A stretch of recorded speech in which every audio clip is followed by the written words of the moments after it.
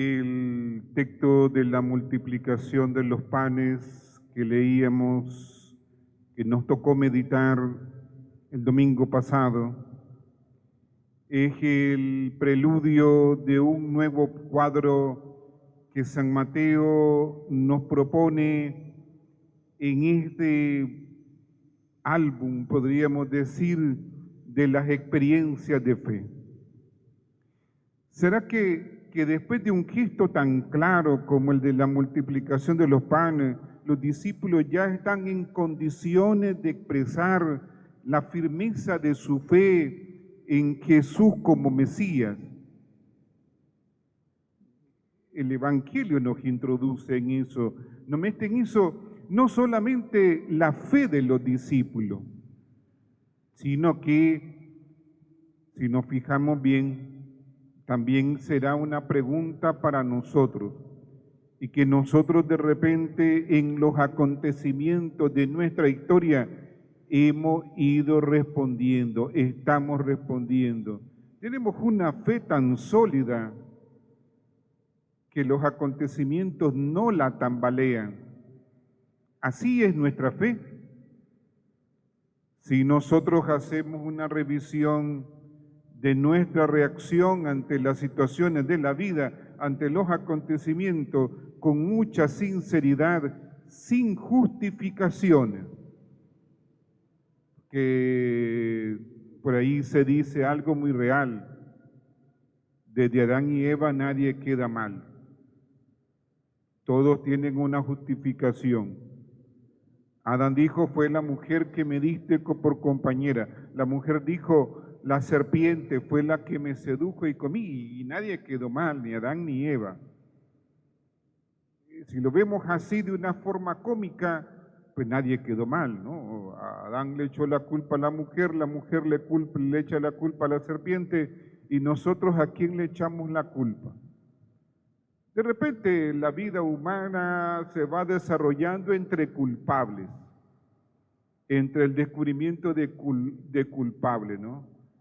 De si tengo este problema y soy antisocial y soy malcriado, porque me criaron de tal forma y tal y cual. Que si soy alcohólico, es que fue porque en algún momento de mi vida tal y cual, ¿no?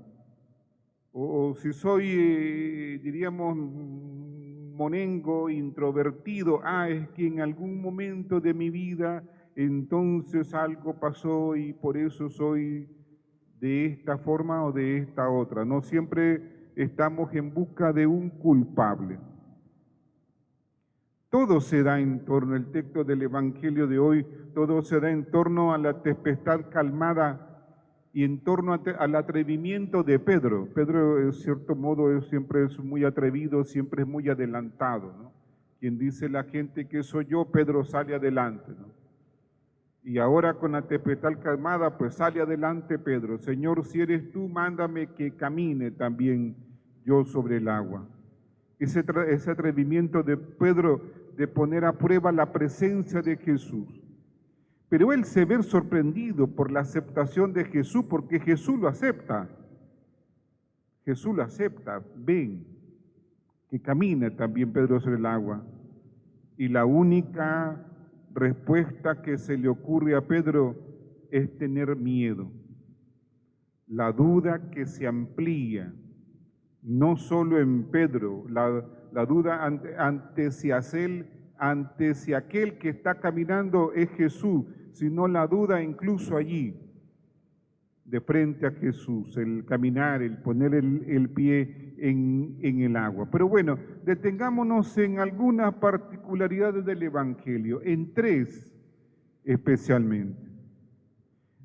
Todo esto, en primer lugar, todo esto se desarrolla en torno a la oración. El texto nos lo ha dicho. Todo esto se desarrolla en torno al Jesús orante, al Jesús que se retira para orar. Al comienzo Jesús hace oración en la montaña y desde su oración acompaña pacientemente la travesía que están haciendo sus discípulos en el agua. Jesús está con nosotros en las travesías de nuestra vida. nos acompaña, nos sostiene con su oración desde la montaña, desde el encuentro con Dios, particularmente cuando en nuestras vidas enfrentamos adversidades. Claro, cualquiera podría decir, y en cierto modo con mucha razón, pero ¿dónde está Dios? Yo no le siento. Claro, tendrá mucha razón, porque sí es cierto, yo siempre lo he dicho, el Evangelio dice, Emmanuel significa Dios con nosotros. Bien, excelente, Dios con nosotros. Pero yo siempre hago la pregunta, ¿y yo estoy con Dios? Que muchas veces lo que sucede es eso, ¿no? Dios está conmigo, pero yo no estoy con Él. Mi vida anda por otro lado.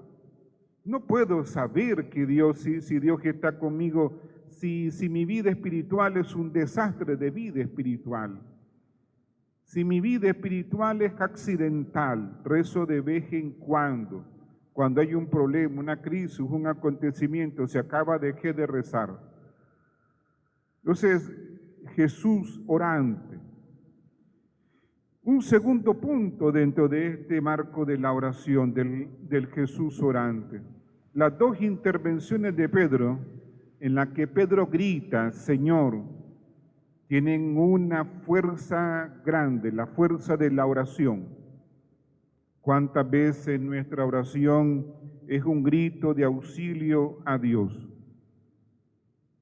Y Dios nos responde. Sigo como tal vez poniendo el dedo en la llaga. Dios nos responde, pero nosotros muchas veces no le escuchamos. Eso te sucede como cuando ves la televisión en un idioma que no es el tuyo, o cuando te dan un libro a leer y no es tu idioma. Y el libro te puede decir maravilla, pero vos no sabés ese idioma. O la televisión, la película puede ser interesante, pero no es tu idioma, no entendés de lo que está tratando la película. Saben, así sucede con la oración, porque nos distanciamos tanto de Dios que no conocemos el lenguaje de Dios.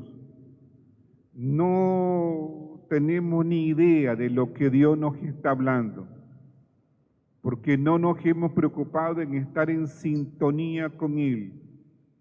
El mejor ejemplo, uno de los mejores ejemplos bíblicos es del pequeño Samuel, que está acostado, alguien le llama, cree que le llama a Elí, va corriendo donde Elí, 1, 2 y 3 veces que le llaman, va corriendo donde Elí, ¿me llamaste? Y la tercera vez Elí comprende quién es el que le llama y le va a decir al joven Samuel, cuando te llamen de nuevo, responde, habla Señor, que tu siervo te escucha. Y cuando Samuel le dice eso a Dios que le habla, entonces nos va a decir el texto en el Antiguo Testamento, entonces Dios le dijo a Samuel todo lo que debía de hacer. Pero mientras tanto Samuel no sabía qué tenía que hacer porque estaba perdido en el espacio, no sabía quién le hablaba y le hablaba a Dios. En tercer lugar, un tercer punto dentro de este ambiente de la oración de Jesús es la reacción final. ¿Cuántas veces nuestra oración también es un grito de auxilio? ¿O nuestra oración simplemente es adoración? Porque seguramente nos habrá pasado que salimos de la casa diciendo, le tengo esta lista al Señor, de las cosas que deseo, que necesito, de las dificultades, de la crisis por la que estoy pasando, las situaciones difíciles de mi historia personal, de la familia, y de repente cuando llego a la presencia de Él, se nos olvida todo, da la sensación que se nos ha olvidado todo y se nos ha pasado el tiempo simplemente disfrutando el encuentro con Él. No sé si les ha pasado, pero muchos santos dan ese testimonio del haber estado allí en la presencia del Señor y no hacer más que disfrutar la presencia del Señor. Este es muy importante. Un segundo punto, decíamos que hay varios puntos, varias particularidades. Una segunda particularidad, la primera fue la oración, el ambiente de oración en el que Jesús está. Un tercer punto, el relato apunta a una verdadera profesión de fe. Los discípulos al final del Evangelio hacen de nuevo una profesión de fe. Hacen de nuevo porque ya han hecho otras profesiones de fe. Habrá una nueva profesión de fe. Estamos en el capítulo 14. Habrá una nueva profesión de fe en el capítulo 16. Porque los discípulos terminan postrados, adorando al Hijo de Dios. Y esta reacción es toda una profesión de fe comunitaria que responde a lo que se esperaba que sucediera después de la multiplicación de panes. Señor, que maravillosamente le había dado a comer a una multitud delante de la cara de los discípulos con tan pocos panes y tan pocos peces, y ahora sucede que calma la tempestad. Una tercera particularidad encontramos en el texto del Evangelio de hoy. El itinerario de Pedro es un modelo de dicho camino de la fe, porque en el centro del relato, lo central del relato, está el episodio de ese diálogo de Pedro con Jesús. En el texto se captan, si nos fijamos bien, hermanos y hermanas, se captan diferentes procesos. Un primer proceso, esa expresión fuerte de Jesús que nosotros la vamos a escuchar en otras ocasiones, o la hemos escuchado en otras ocasiones en el Evangelio, el yo soy de Jesús. Y sabemos nosotros que ese yo soy en el lenguaje bíblico tiene peso. ¿Qué tanto pesa el yo soy en el lenguaje bíblico? Tanto pesa que es una expresión únicamente dicha por Dios. Solamente Dios la decía. Por eso cuando van a arrestar a Jesús en el huerto de los Olivos y Jesús pregunta, ¿a quién buscan? Ellos le contestan, a Jesús el Nazareno. Y Jesús responde, soy yo. Ellos caen rostro en tierra. Era una expresión divina. El yo soy era una expresión divina. Nadie podía decir de sí mismo eso.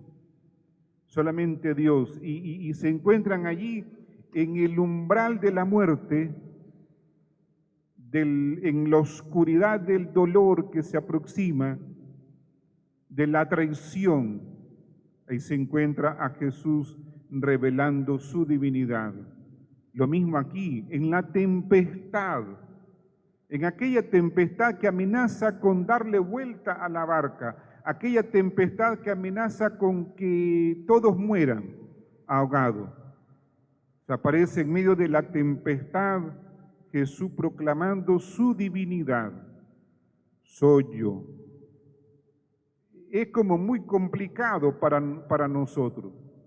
Para nosotros que somos tan negativos, es como muy complicado en medio de las tempestades de nuestra vida, cuando todo humanamente parece que va a pique y que todo es frustrante. Es impresionante que pensemos en algo positivo y nada más positivo que Dios. Es impresionante, la gente no piensa en eso. Ante el dolor, ante la muerte de un ser querido, ante las dificultades, ante la crisis, ante el estrés, ante el pánico, ante cualquier cosa que se nos ocurra. A lo mejor lo menos que se nos ocurre es saber que Dios está allí presente, es darnos cuenta que está yo allí presente, el soy yo de Jesús. Y claro, junto al soy yo de Jesús está la expresión atrevida de Pedro, si eres tú. En segundo lugar, el soy yo en boca de Jesús, como hemos dicho, es un eco de la revelación de Dios. El mismo Dios que abrió camino en lugares imposibles como el desierto, es ese Dios al que Pedro desafía en la persona de Jesús para que compruebe lo que dice ser, si eres tú. ¿Cuántas veces nosotros también hemos sido desafiantes con Dios? Le hemos desafiado, le desafiamos continuamente. Aunque el desafío no lo volcamos hacia nosotros, porque no desafiamos nuestra fe miserable, nuestra fe pobre, no desafiamos nuestra confianza en Dios a pesar de. Y en tercer lugar, encontramos en el Evangelio de hoy, en este proceso, un tercer proceso, el Jesús que atiende la petición de Pedro y hace que Pedro vaya donde él está caminando sobre las aguas. Y cuando Pedro siente miedo, comienza a hundirse y grita de nuevo, Señor, sálvame. Y Jesús por su parte le tiende la mano, al mismo tiempo que le dice, le declara su poca fe. Una vez más en la barca, Jesús está con todos que se postran y le confiesan la fe. En medio del peligro y con un gran sentimiento de impotencia, Pedro, al igual que nosotros, clamamos al Señor con una de las oraciones más breves, más urgidas y más elocuentes. Señor, sálvame. La fe desnuda a Pedro. La fe deja ver quién es Pedro en realidad. La fe deja ver quiénes somos nosotros en realidad. La fe deja ver quiénes somos nosotros en realidad. Deja ver la mediocridad de creyente que hay en nosotros. La mediocridad de creyente, el capítulo 7 del profeta Isaías, hace ver la mediocridad de creyente que era aquel rey que estaba armando sus alianzas por otro lado y llega Isaías y le dice, confía en el Señor no te va a abandonar. Y el rey pues hipócritamente le dice a Isaías, no voy a provocar al Señor, no voy a provocarlo, no, nada. Claro, el rey por debajo estaba haciendo sus alianzas con los no creyentes, con los incrédulos, con los que no tenían fe. Y entonces es cuando el profeta Isaías en el 7:15 lanza aquella profecía. Bueno, no le querés pedir una prueba a Dios, pues Dios te va a dar esta prueba. He aquí que la Virgen está encinta y dará a luz un hijo y le pondrá por nombre Emmanuel, Dios con nosotros. Y claro, algunos creían que era algún otro gran personaje de la misma época que había nacido después, 8 siglos después de que el profeta Isaías dice eso, es que encontramos a quién se refiere. Se refiere a Jesús. La fe nos descubre, la fe nos revela quién somos. Los acontecimientos que descubren nuestra fe hacen ver quiénes somos nosotros en realidad como creyentes. Jesús reconoce la fe de Pedro, sí, pero la califica como poca. El maestro parece querer pedirle que haga suya la oración de confianza del orante del Salmo 62, que dice, En Dios solo descansa mi alma, de Él viene mi salvación. Solo Él, mi roca, mi salvación, mi ciudadela, no he de vacilar. Retengamos, hermanos y hermanas, el momento cumbre en que Jesús se hace Salvador y Pastor misericordioso de Pedro. Le tiende la mano, lo agarra con fuerza para sacarlo. El gesto es al mismo tiempo un signo de la vida y de la salvación que Jesús le ofrece no solamente a Pedro, sino que nos lo ofrece también a cada uno de nosotros. También está indicando que la fe no se alcanza, sino es con la ayuda del Señor. No hay que distanciarnos de Él. Eso que le decía yo una ocasión, el creyente no anda creyendo en aura, en karma, o si me levanté con el pie derecho o con el pie izquierdo. Se aferra a Dios porque sabe que el auxilio le viene del Señor que hizo el cielo y la tierra, como dice un salmo. Estamos hoy, el texto del Evangelio de hoy es una maravillosa catequesis sobre la confianza en el Señor en medio de las dificultades, en medio de la prueba. Pedro ha pedido un imposible, caminar sobre el agua, pero él y todos hemos de saber que aun eso, lo que parece imposible, se puede lograr si confiamos en la palabra del Señor. Por otro lado, hoy una vez más proclamamos con fuerza el valor de la vida, tomando a Pedro de la mano y sacándolo del caos de la agua.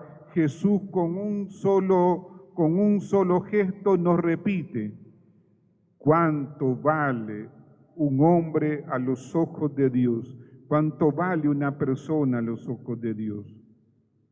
Por eso, oremos sobre todo con humildad y confianza, decía el cura de Ars, San Juan María Vianney. Oremos sobre todo con humildad y confianza, y con ello obtendremos la dicha de alcanzar cuanto deseemos, siempre que nuestras peticiones se conformen con el Espíritu de Dios.